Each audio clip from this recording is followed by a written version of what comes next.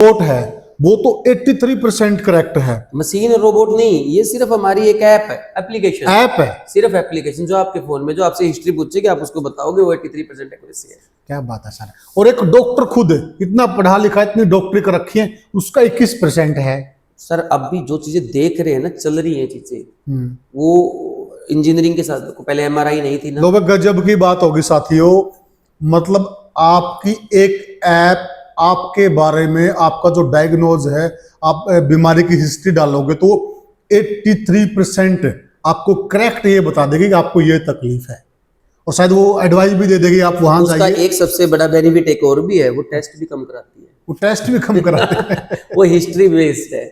और जो इंसान लंबा चौड़ा 6 फीट का डॉक्टर आपके सामने बैठा है, वो खाली आपको 21% जज कर पाता है, आपका डायग्नोज कर पाता कि आपको ये वाली तकलीफ है। ये रिसर्च हुई है। ये दो बातें मैं और फैक्ट बताता हूँ। एक सॉफ्टवेयर बना है चैट जीपीटी, आजकल बड़ा आम है, सब सुनते हैं। हाँ जी बिल्कुल। एक सॉफ्टवेयर कितनी पावर रखता है ये तो लोगों को पता चल ही गया, लेकिन उस सॉफ्टवेयर से 2% इन्वायरमेंट का टेम्परेचर भी बढ़ा दिया। अच्छा। उसमें जो फोटो जनरेट होती है उससे इतनी हीट प्रोड्यूस होती है, जो फोटो बनाते हैं आप चैट एआई से, मतलब ये इतना बड़ा चीज है। गूगल के खुद सीईओ ने अभी थोड़े दिन पहले अपने कॉन्फ्रेंस में बोला था कि वो एक गूगल का एक सॉफ्टवेयर बना रहे हैं जिससे आंखों में आप कैमरा करोगे फोन का, सिंपल फोन का, वो एमआरआई कर देगा। अच्छा। आंख से आपकी एमआरआई हो जाएगी, आंख से आपका डायग्नोस हो जाएगा। क्या बात है डॉक्टर साहब। ये गूगल के सीईओ ने बोला है, तो मैंने नहीं बोला, आ जाएगा थोड़ी देर में, मैं दिखा दूंगा। अच्छा। जब लोग एमआरआई भी आई है ना मार्केट में, कलर्ड एमआरआई भी आई है। अच्छा, मतलब आंखों से हम एमआरआई कर देंगे। आंखों से एमआरआई बहुत जल्दी आने वाली है। अभी सीमेंस ने लॉन्च की है। सर हमने बादशाह मूवी में ये तो देखा था कि इस प्रकार के चश्मे हैं कि चश्मे लगाओ आप सामने वाले का पूरा वो कर दोगे आप, लेकिन ये आपसे पहली बार सुन रहे हैं इस प्रकार की बात। सर चीजें चल रही है, साइंस है, बढ़ रही है, सब कुछ हो रहा है। आज की मैं नमस्कार साथियों, मैं हूं आपका होस्ट कुलदीप सिंह पुनिया और मैं लेकर चलता हूं आपको चिकित्सा की दुनिया। आज का वातावरण है, जिस प्रकार से हमारा खान पान हो गया, जिस प्रकार से हमारा रहन सहन हो गया, तो हम बगैर डॉक्टरों के, बगैर हॉस्पिटल के नहीं रह सकते। ये कड़वा सच है। कुछ % लोग हैं जिनकी अलग जीवन शैली है, वो अलग विषय है। अब बड़ा सवाल पैदा होता है कि जब भी इंसान को तकलीफ होती है, उसके दिमाग में एक उलझन हो जाती है, वह तकलीफ तो मुझे हो गई, मैं किस डॉक्टर के पास जाऊं? जो मेरे बीमारी है, जो रोग है, दिक्कत है, तकलीफ है, इसका कौन सा डॉक्टर अच्छा है जो मुझे सही सलाह देगा? अब डॉक्टर सभी हैं, हड्डियों का डॉक्टर अलग है, न्यूरो का अलग है, न्यूरो सर्जन है, न्यूरो मेडिसिन है, एमडी मेडिसिन है, गैस्ट्रो का अलग है, यानी कि अलग अलग हिस्से का अलग अलग डॉक्टर है। परंतु एक गांव देहात का लोग होता है, उसके लिए डॉक्टर सारे एक जैसे हैं, और वो कई बार ऐसे ही चला जाता किसी के पास है, और सही समय पे सही इलाज न मिलने से, सही सलाह न मिलने से बहुत सारे लोगों की जान चली जाती है। और उस कीमती जान को हम बचा सकते हैं सही सलाह के द्वारा, सही डॉक्टर के पास पहुंचकर, सही हॉस्पिटल में पहुंचकर। तो साथियों, आज मैं आपको एक ऐसे शख्स से रूबरू कराना चाहूंगा जो मेट्रो सिटी छोड़कर छोटे शहर में आए और नोएडा जैसे हॉस्पिटल में काम करते थे। मेट्रो, आप समझ सकते कि क्या कारण है। दूसरी बात, हम अनेकों जगह से सुन रहे हैं कि डॉक्टर साहब ने थोड़े समय में एक अच्छा हॉस्पिटल बना दिया है, जिसका एक अच्छा नाम है, और एक हाईटेक हॉस्पिटल बना दिया है। यह सारी चीजें हम जानेंगे डॉक्टर संगीत गौड़ से। तो सबसे पहले डॉक्टर साहब राम राम। राम राम जी, राम राम। डॉक्टर साहब, हमने बड़ा नाम सुना है आपका, आपके हॉस्पिटल के बारे में बड़ा सुना है, तो बहुत सारी जिज्ञासाएं हमारे भी हैं, दर्शकों की भी हैं। तो सबसे पहले तो आप अपने बारे में बताइए। नमस्कार सभी दर्शकों को मेरी राम राम जी। मैं डॉक्टर संगीत गौड़, बेसिकली मैं एक ओरल सर्जन हूँ। उसके बाद मैंने एमएचए की, मास्टर इन एडमिनिस्ट्रेशन जी। और अभी राइट नाउ एडमिनिस्ट्रेशन पे ज़्यादा समय गुजरता जा रहा है। जी। कारण है, पहले क्या होता था कुलदीप भाई, छोटे छोटे हॉस्पिटल होते थे, बिल्कुल, उसमें एक डॉक्टर ही सारे काम करता था। सही कह रहे हैं आप। उसमें अगर कंपाउंडर नहीं आया तो टिक्का भी लगा लेता था, बिल्कुल, और ओपीडी वाली लड़की नहीं आई तो पर्ची भी काट लेता था। लेकिन अब हॉस्पिटल नहीं, मॉल बनने लग गए हैं। Yes, you are right. एक छत के नीचे सारी सुविधा चाहिए। जिसको कॉर्पोरेट हॉस्पिटल भी हम कह सकते हैं। अब डिमांड है, पब्लिक की डिमांड है पब्लिक की डिमांड है कि आप जिस भी डॉक्टर के पास जाएंगे, आप चाहेंगे कि अल्ट्रासाउंड भी यही हो, सीटी स्कैन भी यही हो, एमआरआई भी यही हो, डेक्सा स्कैन भी हो, एक छत के नीचे सारी आपका सुविधाएं। सब कुछ वही चाहिए। जी। और उन सब चीजों को पिरोए रखना, छोटे से लेके बड़े काम तक, ये एडमिनिस्ट्रेशन है। इसीलिए अब एडमिनिस्ट्रेशन की रिक्वायरमेंट पड़ी है। बिल्कुल। अब एडमिनिस्ट्रेशन भी दो तरह का हो गया कुलदीप जी। एक जो डॉक्टर है उसको एडमिनिस्ट्रेशन में डाल दिया जाए, और एक अकाउंटेंट को एडमिनिस्ट्रेशन में डाल दिया जाए, तो दोनों के जो रिजल्ट है वो अलग है। सही कहा आपने। जब एक डॉक्टर को आप एडमिनिस्ट्रेशन में डालोगे तो वो डॉक्टर के हक की बात भी करेगा। वो कोई पॉलिसी जब हॉस्पिटल की बनेगी तो उसमें डॉक्टर का ध्यान रखा जाएगा, उसमें प्रॉफिट का ध्यान कम रखा जाएगा। अगर कोई अकाउंटेंट को अगर आप एडमिनिस्ट्रेशन में डालोगे तो वो प्रॉफिट लॉस का ध्यान ज्यादा रखेगा, पेशेंट और डॉक्टर के नाता खत्म हो जाएगा। डॉक्टर को भगवान के रूप में देखते थे लोग, और धीरे धीरे ये छवि टूटी। डॉक्टर को लोग है ना यूं कहने लगे भाई डॉक्टर तो एक किस्म के जेब कतरे हो गए हैं, गुमराह कर रहे हैं, गलत सलाह दे रहे हैं, और लोगों पर ज्यादा महंगा इलाज थोप रहे हैं। एक ये बनी।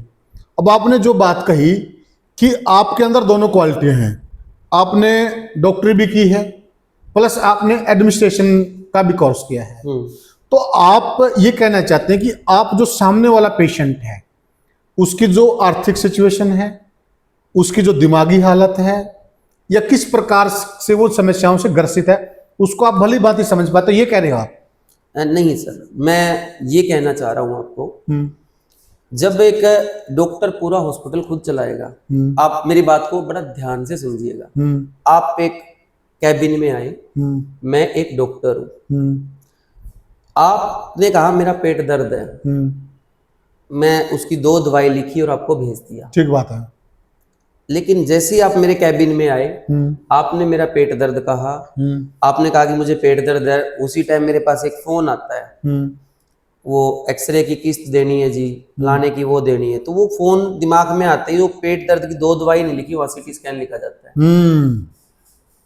बिल्कुल सही, मैं यही चाह रहा, इसी तो बात वहां पे ऑटोमेटिकली वो चीज चेंज होगी ना। अगर डॉक्टर डॉक्टरी करे, एडमिनिस्ट्रेशन करे, तो चीजें रिजल्ट बिल्कुल अलग है। डॉक्टर की कलम में पावर आ जाती है। छोटे हॉस्पिटलों में क्या होता है कि एक ही डॉक्टर सब कुछ करता है, वो अपने खर्चे को दिमाग में बैठा होता है और वो दिमाग से चलाता है।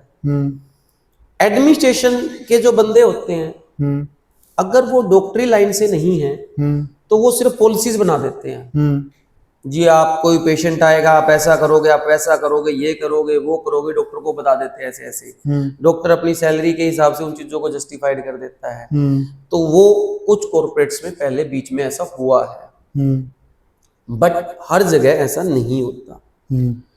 अब अगर एक डॉक्टर एडमिनिस्ट्रेशन खुद करेगा, उसके दिमाग में कोई चीज डॉक्टरी से संबंधित होती है, तो उसको पता होता है पॉलिसीज बनाने से पहले कि भाई ये पॉलिसी मैं ऐसी बनाऊं कि उसको ट्रीटमेंट, बीमारी और उसका सब पता होता है। बिल्कुल। उसको हॉस्पिटल के खर्चे भी पता है, वो आराम से ठंडे दिमाग से बना रहा है। एक अभी फोन आया, अभी कोई अपने उसके डिसीजन ले लिया पेशेंट को देख के या किसी दूसरे पेशेंट को लेके, वो चीजें गलत होती है और वो लुटेरा रूप बन जाता है। जी। तीसरी चीज जो बहुत इम्पोर्टेंट है, आज के दिन सारे हॉस्पिटल्स का जो सिस्टम है वो कैशलेस पे निर्भर होता जा रहा है। सारी पॉलिसीज कैशलेस की आ रही। पहले कैशलेस ना अमीरों के लिए होता था, क्योंकि वो हेल्थ पॉलिसीज लेते थे। फिर वो सरकारी कर्मचारियों के लिए बना। अब गवर्नमेंट ने आयुष्मान भारत ले आई, तो मीडियोकर फैमिलीज उसमें आने लगी। उससे ज्यादा जो गरीब होते थे उनके लिए ईएसआई के हॉस्पिटल होते थे। तो मोटा मोटा सा 80% वर्ग हमारा कवर हो गया पॉलिसीज में। तो उसका जो काम है वो भी बड़ा पेचीदा है। इलाज करना एक पार्ट है, लेकिन इलाज करके पैसे लेना देना ये सब करना, वो भड़के जो हैं वो सारी एडमिनिस्ट्रेशन में चली जाती है। इससे ताकि डॉक्टर इलाज मरीज का इलाज और डॉक्टर दो ही बीच आपस में शब्द रहे और एडमिनिस्ट्रेशन अपनी तरफ से रहे। एडमिनिस्ट्रेशन जो पॉलिसी बनाए तो डॉक्टरों की इज्जत करते हुए, सिस्टम को बनाते हुए, तब इसीलिए एक बेहतर डॉक्टर बेहतर एडमिनिस्ट्रेशन कर सकते। नोएडा जैसा शहर जो मेट्रो सिटी है, बहुत हाई क्लास शहर है, वो छोड़कर आप निसार जैसे शहर में कैसे आए? सर मैंने बेसिकली डेंटिस्ट्री शुरू की थी उकलाना से जी। उसके बाद MHA कर ली। मैं एडमिनिस्ट्रेशन में कुछ अच्छे लोगों के साथ जुड़े, उन्होंने आगे बढ़ाया। नोएडा गया, नोएडा में मैंने लगभग 4 साल काम किया और बड़े बड़े हॉस्पिटलों का एडमिनिस्ट्रेशन किया। Being a director he administration किया वहाँ पे भी। लकी रहा मैं। अनफॉर्चुनेटली फैमिली इशू की वजह से मुझे हिसार आना पड़ा और हिसार भी अपना हरियाणा का बहुत डेवलप होने वाला एक मेडिकल हब है। हाँ बिल्कुल। इसके अंदर भी बहुत सारी बहुत खूबियां हैं अपने आप में हिसार में। बिल्कुल मेडिकल हब रहा है और मेरा मिलना सुरेंद्र पुनिया जी से हुआ, अनूप पुनिया जी से हुआ। उनके साथ हमारी डील हुई कि हम हिसार में कुछ ऐसा एक हॉस्पिटल बनाएं जिसकी वजह से लोगों को दिल्ली ना जाना पड़े। बहुत अच्छी बात है उसमें। और सबसे बड़ी बात थी कि दिल्ली का ट्रेंड बंदा चाहिए कि जो वहाँ की चीज़ों को समझ चुका हो, देख चुका हो बहुत सारी चीज़ों को। फिर हमने ये हॉस्पिटल बनाने की सोची और आज हम अपने हॉस्पिटल को बड़े गर्व से मैं ये कह सकता हूँ कि जो अभी हमने बिल्कुल हल्का सा स्टार्ट किया, विद इन 1 और 2 ईयर्स के अंदर आपको ये एक, जैसे गुड़गांव में मेदांता बना, तो मेदांता ऐसा नहीं है कि गुड़गांव में बना, उसने पूरे इंडिया के अंदर हरियाणा की पहचान बनाई है। दुबई से, USA से, बहुत सारे देशों से लोग हरियाणा आते हैं स्पेशल मेदांता के लिए। एक बड़ा सवाल और है सर, जिंदल एक अपना ऐसा हॉस्पिटल है, एक परिवार ने ऐसा हॉस्पिटल शुरू किया जिसकी वजह से मेडिकल हब बनता गया। पुराने टाइम में 2 हब थे, एक उधर जिंदल, इधर सेवक सभा। Yes sir. 2 की वजह से ये काफी सारा यहाँ पर डेवलपमेंट आया बिल्कुल हॉस्पिटल क्षेत्र में। बिल्कुल। अब बात करें सर, जैसे आपके यहाँ हमने कुछ नई चीजें सुनने को मिली है। एक तो AI इलाज की बात सुनी भाई, हमने AI टेक्नोलॉजी सुनी है, AI रोबोट सुने हैं। ये AI अब मतलब डॉक्टरी लाइन में भी ये कैसे है? रोबोटिक सर्जरी की बात हो रही है, ये चीजें कहाँ तक सही हैं और कहाँ तक ये सार्थक हैं और पेशेंट के लिए ठीक हैं? आप के दर्शकों के माध्यम से मैं कुछ एडमिनिस्ट्रेटिव टेक्निकल फैक्ट्स बताता हूँ आपको जी। अभी है ना, चाइना के अंदर एक हॉस्पिटल बना है जो टोटली रोबोटिक का है। उसमें रोबोट ही डॉक्टर्स है, वो सारा काम रोबोट इलाज कर रहे हैं। अच्छा, बड़ी अचंभे वाली बात है डॉक्टर साहब। दूसरी बात, मतलब हमारे यहाँ ना लोग यूं कहते हैं, देसी कहावत की बात करा, बोला अब मशीन गरी का कोई भरोसा को नहीं, वो कब जवाब दे दे। अब AI पे ही बात आ जाती है, तो अभी ChatGPT आई है मार्केट में, जिमनी आ गई, गूगल वीओ आ गया, ग्रोक आ गया। इन सारों के साथ मेडिकल में भी एक पिछले 2 साल से एक मेडिकल की वेबसाइट बन रही थी ऐसे ही। उसमें आप कोई भी बीमारी डालोगे, वो बीमारी के बारे में और डिटेल लेगी, जिसको बोलते हैं हिस्ट्री लेने के बाद फिर वो आपका इलाज बताती है, आपका डायग्नोस बनाती है। मेडिकल लाइन में डायग्नोस बहुत इंपॉर्टेंट चीज है। तो जब ये 2 साल से चल रहा था काम, अब 2 साल के बाद इसके सर्वे लॉन्च हुए। हम 4 या 5 डॉक्टरों का जब कोई पैनल बनता है, उसके बाद कोई डायग्नोस बनाने की एक्यूरेसी आती है तो कितने % होती है? सर डायग्नोस तो जैसे हम ये सुनते आए हैं कि जो पुराने डॉक्टर होते थे उनसे अगर हम बात करते थे तो उनमें यूं कहते थे भाई डॉक्टर वही कामयाब है जिसका डायग्नोज अच्छा है।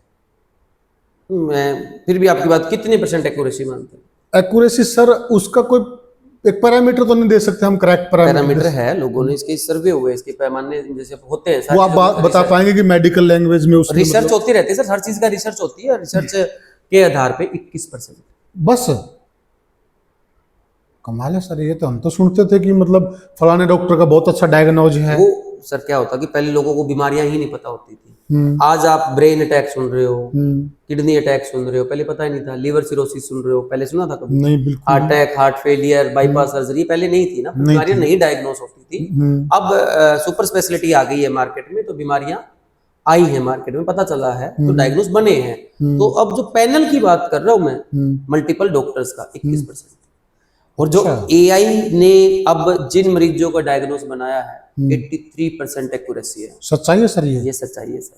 सर ये तो फासला ही बहुत है। एक मशीन है जो रोबोट है वो तो 83% करेक्ट है। मशीन और रोबोट नहीं, ये सिर्फ हमारी एक ऐप है, एप्लीकेशन ऐप है, सिर्फ एप्लीकेशन जो आपके फोन में, जो आपसे हिस्ट्री पूछेगी आप उसको बताओगे, वो 83% एक्यूरेसी है। क्या बात है सर। और एक डॉक्टर खुद इतना पढ़ा लिखा, इतनी डॉक्टरी कर रखी है, उसका 21% है। सर अब भी जो चीजें देख रहे हैं ना, चल रही हैं चीजें, वो इंजीनियरिंग के साथ, पहले एमआरआई नहीं थी ना। लो गजब की बात होगी साथियों। मतलब आपकी एक ऐप आपके बारे में, आपका जो डायग्नोज है, आप बीमारी की हिस्ट्री डालोगे तो 83% आपको करेक्ट ये बता देगी कि आपको ये तकलीफ है, और शायद वो एडवाइस भी दे देगी आप वहां उसका जाइए। एक सबसे बड़ा बेनिफिट एक और भी है, वो टेस्ट भी कम कराती है। वो टेस्ट भी कम कराते हैं। वो हिस्ट्री बेस्ड है। और जो इंसान लंबा चौड़ा 6 फीट का डॉक्टर आपके सामने बैठा है, वो खाली आपको 21% जज कर पाता है, आपका डायग्नोज कर पाता है कि आपको ये वाली तकलीफ है। ये रिसर्च हुई है, ये रिसर्च ये टेक्नोलॉजी है साथियों। अभी। और आप खुद खोल कर देख सकते हैं। अगर आपको डॉक्टर साहब की बात पे भरोसा ना हो, मेरी बात पे भरोसा ना हो, आप खुद खोल कर देख सकते हैं इस चीज को। दो बातें मैं और फैक्ट बताता हूँ। एक सॉफ्टवेयर बना है चैट जीपीटी, आजकल बड़ा आम है, सब सुनते हैं। हाँ जी बिल्कुल। एक सॉफ्टवेयर कितनी पावर रखता है ये तो लोगों को पता चल ही गया, लेकिन उस सॉफ्टवेयर से 2% इन्वायरमेंट का टेम्परेचर भी बढ़ा दिया। अच्छा। उसमें जो फोटो जनरेट होती है उससे इतनी हीट प्रोड्यूस होती है, जो फोटो बनाते हैं आप चैट एआई से, मतलब ये इतना बड़ा चीज है। गूगल के खुद सीईओ ने अभी थोड़े दिन पहले अपने कॉन्फ्रेंस में बोला था कि वो एक गूगल का एक सॉफ्टवेयर बना रहे हैं जिससे आंखों में आप कैमरा करोगे फोन का, सिंपल फोन का, वो एमआरआई कर देगा। अच्छा। आंख से आपकी एमआरआई हो जाएगी, आंख से आपका डायग्नोस हो जाएगा। क्या बात है डॉक्टर साहब। ये गूगल के सीईओ ने बोला है, तो मैंने नहीं बोला, आ जाएगा थोड़ी देर में, मैं दिखा दूंगा। अच्छा। जब लोग एमआरआई भी आई है ना मार्केट में, कलर्ड एमआरआई भी आई है। अच्छा, मतलब आंखों से हम एमआरआई कर देंगे? आंखों से एमआरआई बहुत जल्दी आने वाली है। अभी सीमेंस ने लॉन्च की है। सर हमने बादशाह मूवी में ये तो देखा था कि इस प्रकार के चश्मे हैं कि चश्मे लगाओ आप, सामने वाले का पूरा वो कर दोगे आप, लेकिन ये आपसे पहली बार सुन रहे हैं इस प्रकार की बात। सर चीजें चल रही है, साइंस है, बढ़ रही है, सब कुछ हो रहा है। आज की मैं न्यूज पढ़ रहा था, उसमें वायरलेस बिजली बनाने की बात की है। अच्छा, एक चीज और सर नई सुनी हमने यहाँ के, कि आपका जो आईसीयू है आप उसको क्लाउड आईसीयू कह रहे हैं। एक तो ये बताइए हमें क्लाउड आईसीयू क्या है ये। दूसरा कि आपके हर बेड पे इतने हाईटेक कैमरे हैं, वो पेशेंट की एक एक मूवमेंट पे नजर रख रहे हैं, और उसको दूर विदेशों में बैठे डॉक्टर, बहुत दूर बैठे, आपसे कई हजार किलोमीटर, वो वहां बैठे बैठे उसको देख रहे हैं, वो पूरा ऑब्जर्व कर रहे हैं। और अगर किसी पेशेंट को कोई तकलीफ है, उसकी दवाई मिस हो गई है, कोई इंजेक्शन मिस हो गया है, तो उसका मैसेज, वैसे होता नहीं है, लेकिन उसका मैसेज पेशेंट के फोन पे भी जाता है, डॉक्टर के फोन पे भी जाता है, और जो अटेंडेंट का फोन है उस पर भी जाता है। इसमें कितनी सच्चाई है? थोड़ी सी चीजें इसमें ऐसे हैं कि सर हमने ना क्लाउड आईसीयू शुरू किया है। It's a new technology, first time in Hisar. अच्छा, फर्स्ट टाइम? हाँ, नॉर्थ इंडिया में ही एक दो हॉस्पिटल है जो इसको यूज कर रहे हैं। अच्छा। इसमें क्या होता है, ये मल्टीपल लेयर केयर है पेशेंट की, multiple layer care. Multiple layer कैसे केयर है? एक आप जनरल वार्ड में पेशेंट को रखा, एक आईसीयू में रखा। क्या डिफरेंस है कि जनरल वार्ड में ना ज्यादा मरीजों पे कम स्टाफ होता है, आईसीयू में क्या होता है कि कम मरीजों पे ज्यादा स्टाफ प्लस एक ड्यूटी डॉक्टर, फिर उसके ऊपर एक कंसल्टेंट होता है। ये काम प्रोटोकॉल है सभी हॉस्पिटल्स का। हमारे में क्या है, स्टाफ जो ट्रेंड होता है, उसके बाद डॉक्टर आईसीयू का जो ट्रेंड होता है, उसके बाद कंसल्टेंट जो उसको देख रहा होता है। उसके बाद हमने क्लाउड आईसीयू जो लिया है, इसमें कुछ कैमरे लगा दिए जो बहुत एडवांस एआई बेस्ड कैमरे हैं। उन कैमरों के माध्यम से उनका एक सर्वर रूप बनाया है, जहां पे बहुत हाईली ट्रेंड, जिसको आप साउथ इंडियन को आप है ना वो मानते हैं, बड़े पढ़े लिखे लोग मानते हैं कि उनका जो एजुकेशन लेवल हमसे ज्यादा है, डिसिप्लिन हमसे ज्यादा है। तो वहां पे बेंगलोर पे बेस्ड है ये, बेंगलोर में उनका सर्वर है। वहां पे एक लड़की जो नर्सिंग स्टाफ है वो देख रही होती है, उसके आगे सीसीटीवी जैसे वो कर रखा, तो वो होता है। एक कमरा अलग है, उसमें एक डॉक्टर बैठा होता है जो देख रहा होता है, और एक कमरा अलग है जिसमें एक कंसल्टेंट बैठा होता है, उनका देख रहा होता है। तो तीन हमारे, तीन उनके, 6 लेयर का वो हो गया कि ताकि गलती ना हो कोई भी। 6 लेयर की दृष्टि है। दृष्टि होगी। अब इस 6 की मतलब क्या होता है कि स्टाफ तो एक पेशेंट को देख रहा है, दूसरे को नहीं देख रहा होता। वो भी मान लो आईसीयू वाला स्टाफ भी कुछ काम कर रहा है जो कंप्यूटर पे करते हैं वो तो वो नहीं देख रहे होते। बट हमारे पास एक 7वीं दृष्टि भी है, वो है कैमरा। कैमरा, वो कैमरा क्या होता है कि वो उसके टाइम फिक्स है, वो बीपी भी वो कैमरा देखता है। अच्छा, बीपी के साथ उनकी मॉनिटरिंग भी कैमरा करता है। पेशेंट कई देर से हिला नहीं है तो कैमरा उसको देख रहा होता है। कोई भी जो पैरामीटर उसका ऊपर नीचे होता है, अभी हार्ट बीट कम हो गई, उसका बीपी कम आ गया, या उसके अंदर कोई ईसीजी में चेंज आ रहे हैं, तो कैमरा हमें अलर्ट कर देता है, साइन अलार्म बजा देता है। अच्छा, उसके लेवल है अलार्म के कि पहले वो नोटिफिकेशन के रूप में जाएगा, जो उसमें बहुत सारे डॉक्टर जुड़े होते हैं तो उनमें जाता है। एक इसमें हमारे में कोड ब्लू होता है। कोड ब्लू होता है हार्ट अटैक आना। अच्छा, जैसे किसी का हार्ट अटैक आ गया तो उस टाइम बटन दबा देती है एक नर्स। तो वो नर्स या वो जो बटन दबते हैं, जितने भी डॉक्टर उससे जुड़े हुए हैं मौके पे, कोई भी हो कहीं भी हो, सबके पास अलार्म बजता है, जैसे कि वार की स्थिति में बजता है। तो वॉर की स्थिति में जो भी होता है वो ऑनलाइन अटैच हो जाते हैं और वो उस टाइम उस मरीज के लिए जो भी संभावित सही चीज होता है वो करते हैं। अगर हमें उठ के कहीं ऊपर से नीचे जाना है, कहीं से आना है तो हमें 5 मिनट लग जाती है, लेकिन कई बार मौका नहीं मिलता मरीज के साथ 5 मिनट का भी, तो वो 5 मिनट कोड ब्लू दबाते ही मरीज, अगर डॉक्टर चल के आ रहा है लेकिन कैमरे में देखता आ रहा है और बताता आ रहा है, तो वो 5 मिनट भी वेस्ट नहीं होते। हाँ, हमारे लिए बहुत इंपॉर्टेंट हो जाता है। डॉक्टर घर से उठ के आ रहा है, उससे पहले अगर वो बता रहा है, बताता आ रहा है, फिजिकल भी आके उसने बोलना ही है। समझ रहे हो बात को? गजब की बात। और आने के बाद भी उसने बोलना ही है। तो वो जो चीजें बोल के कर रहा है वो कितना टाइम बचाता है। मतलब साथियों, आप लोगों ने एक चीज तो देखी होगी, जब यूक्रेन का, रूस का वार हुआ, ईरान का, इजराइल का हुआ, तो वहां अलार्म बजते हैं कि मिसाइल गिरने वाली है। यहां पर भी ऐसी टेक्नोलॉजी आ गई। अगर किसी पेशेंट को, जो डॉक्टर साहब बता रहे कि जैसे बड़ी सीरियस कंडीशन उसकी पैदा होगी हार्ट जैसी, तो उसमें भी ऐसे ही अलार्म बजते हैं, और वो 6-7 जगह अलार्म बजते हैं 6 लेयर पर, और डॉक्टर उसी टाइम उस पेशेंट से जुड़ जाता है और उसी टाइम फौरन इलाज शुरू हो जाता है विद इन 1 सेकंड में। ये इलाज कैमरा चलता रहता है। कैमरा सोता नहीं, कैमरा गलती नहीं करता, कैमरा खाना नहीं जाता, कैमरा कभी झूठ नहीं बोलता। यानी कि डॉक्टर साहब अगर खाना भी खा रहा है ना, तो भी वो पेशेंट से, और उसी टाइम अलार्म बज गया उनके फोन में, तो उसी टाइम वो कैमरा पे जुड़ जाएंगे, और वो जो वहां पे अटेंडेंट है, डॉक्टर है, नर्स है, जो भी स्टाफ है, उसको वो उसी टाइम गाइडलाइन दे देंगे कि ये इंजेक्शन दे दो, ऐसे कर दो, सीपीआर दे दो, जो भी कुछ करना है वो एट द स्पॉट उसी टाइम शुरू हो जाता है। दूसरा जो सबसे मोस्ट इंपॉर्टेंट पार्ट है, डोज मेकिंग।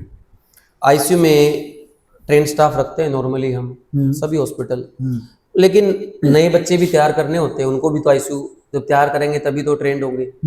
तो वो आ जाते हैं, तो कई बार डॉक्टर की राइटिंग ऐसी होती है, उसको दवाई का थोड़ा बहुत अल्टर नहीं पता होता। मान लो कोई ब्रांड नेम से लिख दिया, उसमें डीएस लिख दिया, उसके साथ कुछ कॉम्बिनेशन अलग आ गया, छोटी मोटी गलती अक्सर हो जाती है, देखते हैं मेडिकल लाइन में। तो उसकी जो डोज है ना, वो एक्यूरेसी में थोड़ी दिक्कत आ जाती है। लेकिन हमारे यहाँ ये दिक्कत नहीं है, क्योंकि बिल्कुल साफ लिखा जाता है।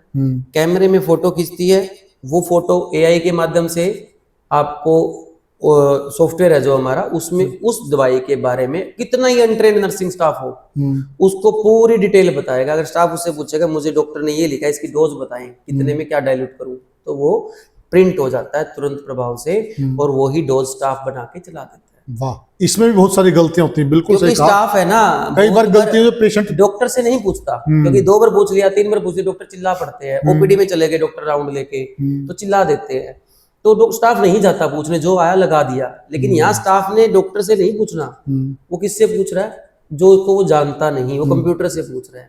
वहां पे जो स्टाफ बैठा है साउथ इंडियन, वो उसको वैसे वो चेक करके ही बताता है, क्योंकि वो ट्रेंड है, वो चिढ़ता नहीं इस बात से, चिल्लाता नहीं उनके ऊपर।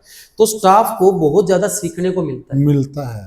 और जो स्टाफ को सीखने को मिलेगा तो वो अच्छा काम करेगा, अच्छा करेगा तो मरीज जल्दी रिकवर होगा। मरीज की मतलब करवट बदलना भी एक अपने आप में ट्रेनिंग है।